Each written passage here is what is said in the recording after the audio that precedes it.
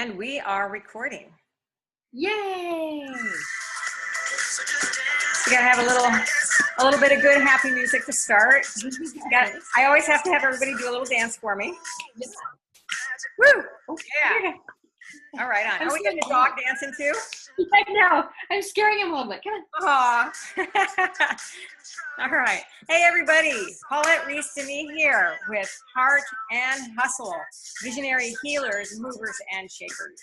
Welcome to another edition of Heart and Hustle with me, your host, and your tribal hostess, as I like to call myself, because I love bringing people of the world together.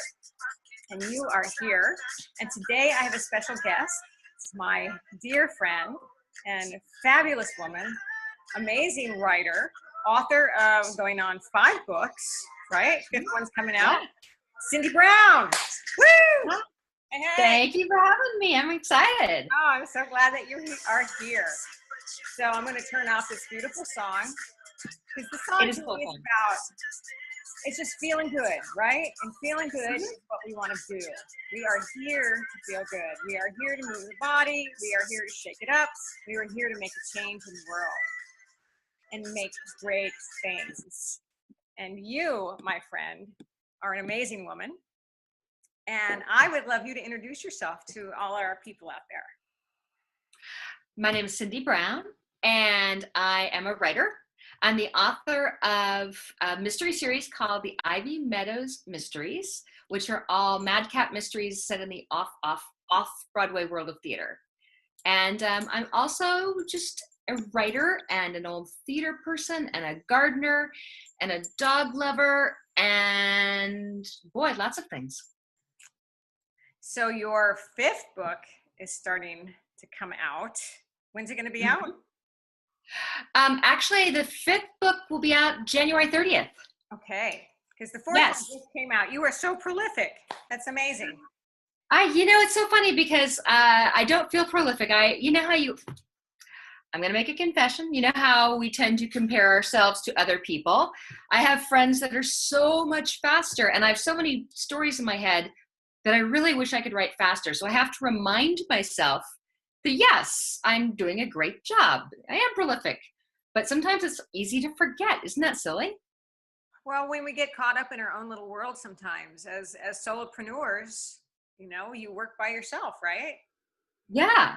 And then you get this, this vision, and it's like, oh, wait a minute. Look at the big picture and look what is real. Exactly. And also I have to look at the big picture in terms of not just my career, but my life. My life is wonderful. And if I was really trying to chug away more, I think, toward being faster or more efficient or any of those kind of funny things, I don't think I'd have the lovely life I have. I wouldn't have as much time to talk to my friends or to garden or hang out with my dog, or I don't even know if I'd really be as good of a writer, because I'm not sure I would have the time for all those ideas to kind of ferment in my head, Oh, that's so important. That's magic right there. It's forget, and it's easy to get into full on overtime work mode. I mean, I've been so guilty of that. I've worked 24/7 for years and years and years and years, and you forget, and then you burn out and you lose some of that creative spark. Right? You do. I think it's interesting. There's a cartoon I saw the other day, and it was a guy at, work in his pajamas at home, and he said, I forget, am I working from home or living at work? Oh, yeah. And I think it's a really hard thing. And, it's interesting is more and more of us are solopreneurs or working from home. I think that life balance thing can be really tricky. And part of it's just our culture, because we're so available 24/7 now. It's one of the reasons that I don't answer my phone all the time. I answer it for you. But sometimes, I just have to be unavailable so my brain can have a little break from distractions. And that's a discipline. It is. And that's one of the things I was going to actually say about you, because I'm so in awe and so impressed with your discipline of writing. People out there, this woman is amazing. She goes to this beautiful room in the beautiful library that we have. She books this space for herself and goes and writes for hours, right? Yeah. How often do Yeah. you do Well, you know, it depends on what stage I'm at. that? You know, one of the interesting things, I write every day, and I try to write 4 hours a day. But depending on, and I've just kind of learned this about myself in the last 6 months, depending on what phase I am in my writing, makes a difference of what time I want to write. It makes a difference in where I want to write. You mean So like for day, do you mean? yeah. Yeah. So for example, right now I'm in 2 different phases because since I'm on contract, I am turning in edits for book 5, but I'm beginning work on book 6. And I know, it's kind of crazy. And you really can't like take a break, because if I did, then I'd be behind on the next book. But And I know. Your publisher is giving you that schedule, right? Yes. I'm on a tight schedule. You have outerior deadlines. Outerior, I just made that word up. Yeah. My books are due every 9 months. And that's because they're funny books, they're light reads, and they read pretty fast. And so it's the kind of thing, and they're a series. So people want funnier. Oh, that's so nice, because that's a tough thing, man. The funny thing. I loved your last book. I mean, I love them all, and I devoured them. And the last one had me just like, whoa, man, she's really getting it down here. Oh, good. I do think I think I'm getting better. It's not getting easier, but I'm getting better. But yeah, the time thing's interesting because, for example, I found I'm not a morning person. Paulette knows this because she's ready for lunch and I'm ready for breakfast, you know. But I'm learning that for my original ideas, when I'm doing a first draft and I have to be really creative and right-brained and not editing and stuff in my head, it helps if I'm not quite awake. So my first draft, like where I'm at now with the new book, the one that's book 6, is if I get up and go straight to the computer, you know, before the dog really wakes up, before I take a walk, that's my best work time for that phase. But for example, the editing of the book 5, which is called The Phantom of Oz, by the way, they're all named, they all have different, named after plays: Macbeth, The Sound of Murder, Oliver Twisted, Ivy Get Your Gun, The Phantom of Oz, and the last one is Kill-A-Lot, like Camelot. Love that one. Anyway, so the editing, I know, that's my favorite title. I hope people get it. Kill-A-Lot. Thank you. Awesome. I know, and the songs in my head too. But so the editing is interesting because I need to be in a different space, and I'm better in the afternoon. So example, I'm either working in my office or I go work in that beautiful room I was at the library. But I don't do my very first work at the library because I kind of need to be in my pajamas with a cup of coffee and my eyes like going, Love it. Yeah. My creative time is first thing in the morning too, which is why I love to get up at 5. So I have that's my creative time. Yeah. If I tried to get up at 5 though, I don't think I'd even like make a tap on the computer until 7. So when I say morning, I'm still talking 7, 8. Yeah. Yeah. Great. But your discipline is something that is still really, has that been hard for you to stick to that kind of schedule, or is that just like the easiest thing in the world? It's a mix. I think I'm not a naturally disciplined person. I don't think my parents or anybody that knows me would claim that. But I was a musician, like you. I was a musician growing up, and I think that gave me an incredible amount of discipline. I was a woodwind player. I played classical music, and I remember taking my clarinet on vacation to Hawaii and practicing in the sand because I needed to, because there'd be a concert coming up. So I think that really helped me with the discipline. Deadlines help with discipline. And then when I say it's a mix, the interesting thing is I can't stick, like a lot of people I know have a very specific schedule. They write from, 6 to 10 in the morning or whatever it is. And I can't quite do that. I have noticed that, for example, I'm much more productive and efficient in the winter than I am in the summer. Mm-hmm. I've noticed the thing about the time of day. I'm even playing with a little thing about moon phases, which I can tell you about in a minute. So I try to pay attention to the way I am, and rather than like trying to discipline myself to a schedule, I'm going to write, 8 to noon every day. I try and pay attention to my schedule, both in terms of other people, my husband, what might be going on, and then kind of the way I am in certain seasons and times, and work around that. So I always, for example, know that I'm going to work, let me see, probably like 28 hours a week on writing. Probably going to do about 28. Yeah.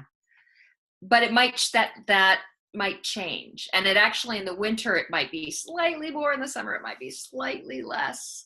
So I kind of have been learning that. And I find it fascinating and a little freeing, really. Nice. Well, it's honoring your spirit. Yeah.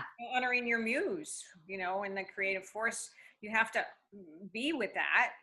You have to be with your creativity. And if it's not there, it's not there. So right.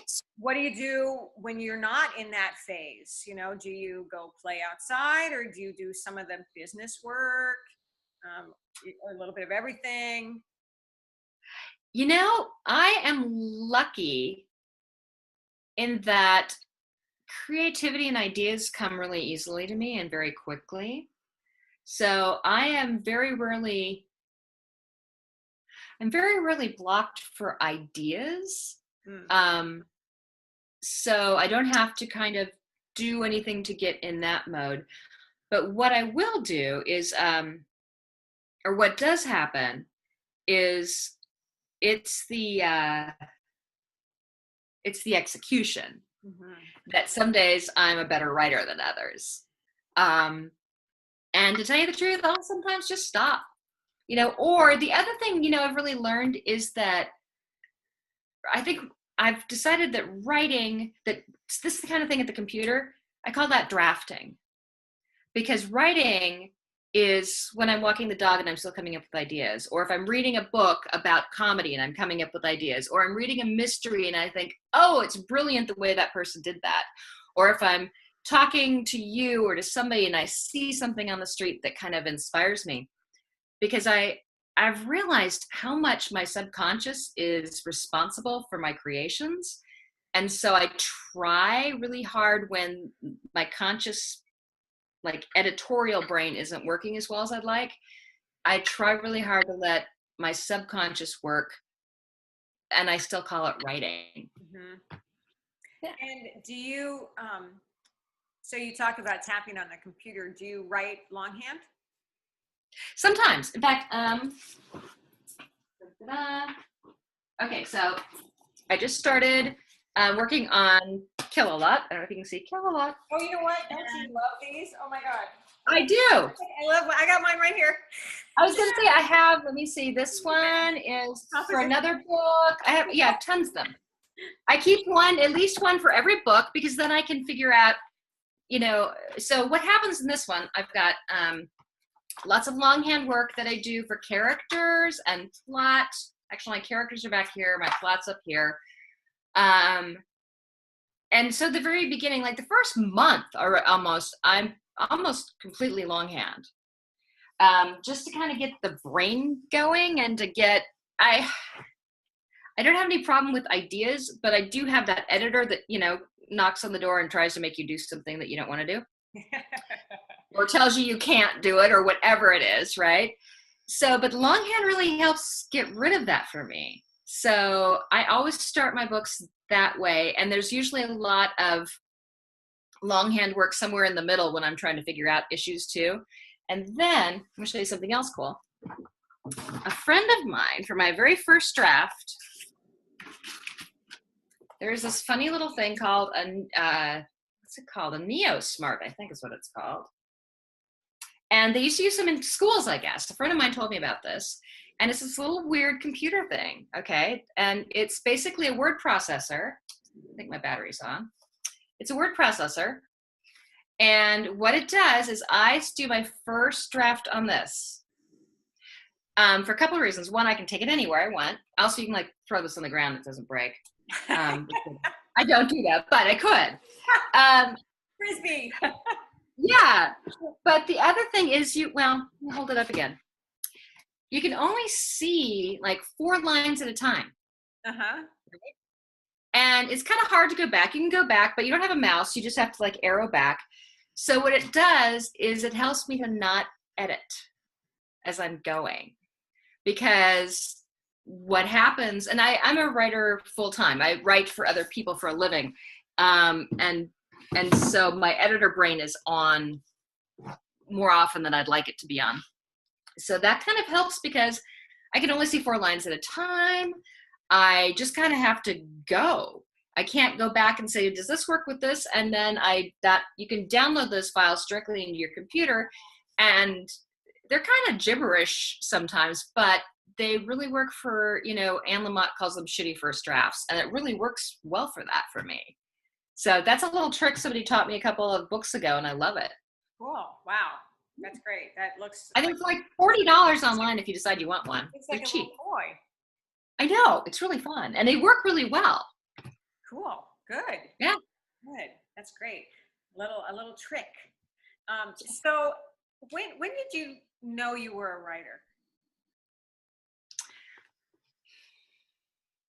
Tell me about the heart connection with writing.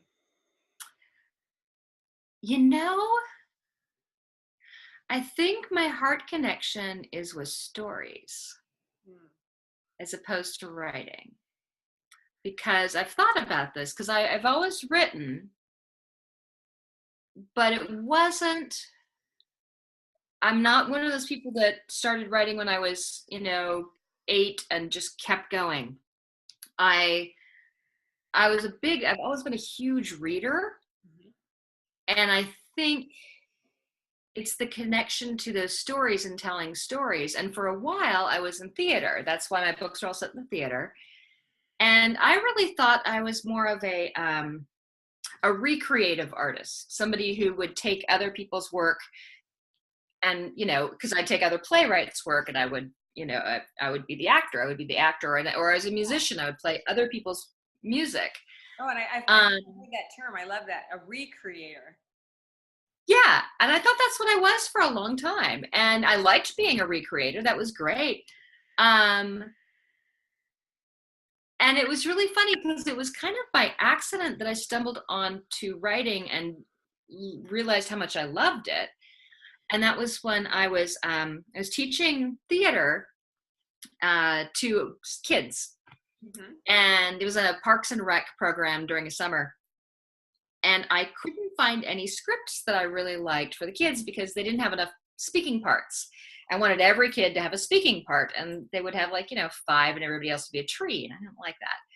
So I wrote them. I just decided to write some scripts, and I really liked them, and they went over really well. And I thought, and somebody saw one and said, would you write another one? And I said, yeah. And so I stumbled into playwriting that way, and I discovered that there were stories I wanted to tell. And the thing I love about writing is I was an actor, and then I also did film. I was a filmmaker for a short period of time. And the thing about that is I love creating the worlds, but it's tough to do. You have to have money. You have to have props. You have to have sets. You have to have costumes, lights, and the right actors and everything. And the nice thing about writing is if I want to set Macbeth in a 1930s traveling carnival circus, I can do it. And I can make it as crazy as I want. And I can have flying cauldrons and I don't have to figure out how to pay for them. Yeah. You know? So it's been really fun because it's creating the characters and the world has been kind of a revelation. Because I'll just be going along and think, oh, I can do this. I can make this person behave this way or add this bit of, you know, setting or situation or weather or anything that I want. I can do it. You know, you're a little bit of a god for a while. Well, yeah, you can. Yeah. That's beautiful. Yeah, at the beginning, and then you're not a god after. Then the story becomes. You're not a god. Yeah, then the story's like, no, I'm in charge. I'm in charge. Goddess. Yeah. Cool. So, you do write full time, and you do work for other people. Yep. Because you need more work. Yes. You know, unfortunately, creative work doesn't always pay as well as you'd like it to. I mean, I'm hoping eventually. Right. You know? Yeah. There you are again. Okay. Yeah. Just went weird. Okay. Hi. You know, it was the gods up there. I know. They said stop talking about us. So, what I'm curious about is what's been some of the hardest hurdles or hustles or obstacles for you to stay on your path or continue on your path or get over to be where you're at today? There've been a lot, really.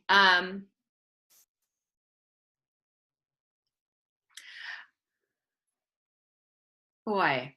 Okay, let's start with one of the obvious ones, and that would be that I think it's hard to sometimes be a creative person in this particular culture. I think there's a couple of things about that. I think one is that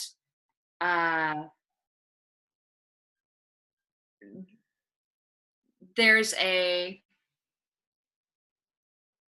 feeling, I think, sometimes in today's culture that you need to be that your creations have to make you money. Okay, and that's fine. I hope they do. But sometimes if they're not making enough money quickly enough for things like that, and luckily I have a really supportive husband, but you know, I know people that are like, that are not thrilled with my choice of career or don't understand my choice of career. Okay. Because my success is not always monetary. I feel very successful, but it's not always monetary. And that's an interesting thing for people. It's a little easier in Portland, I think. Portland people seem to understand it a little bit better than maybe some of my friends and family otherwhere. So because of that, you're still pursuing it. And why is that? Because of it, I'm still pursuing it? I mean, you don't make the money that some people think you should be making, or why are you choosing this life? But why do you keep doing it? I mean, because I have to. Right. I mean, you know, the one thing is, so, okay, that's one of the, I'd love to talk about this because that's one of the hustles or hurdles, but I mean, I am a creative person and I'm not happy when I'm not creating. So there's that. Just in terms of pure selfishness, I really need to be doing that, whether it was theater or music or writing. I've got to be doing that. That's a beautiful selfishness. I mean, yeah. If you're not happy, how can you live in the world? Exactly. And I believe that the other things I'm doing are making other people happy too, which is another thing. I actually believe I'm on the right path, and that makes a big difference. I think there's a best path for me, and I think I'm on it.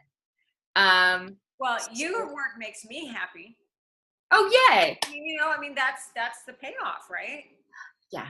And, you know, I've had some beautiful letters from people, especially, you know, one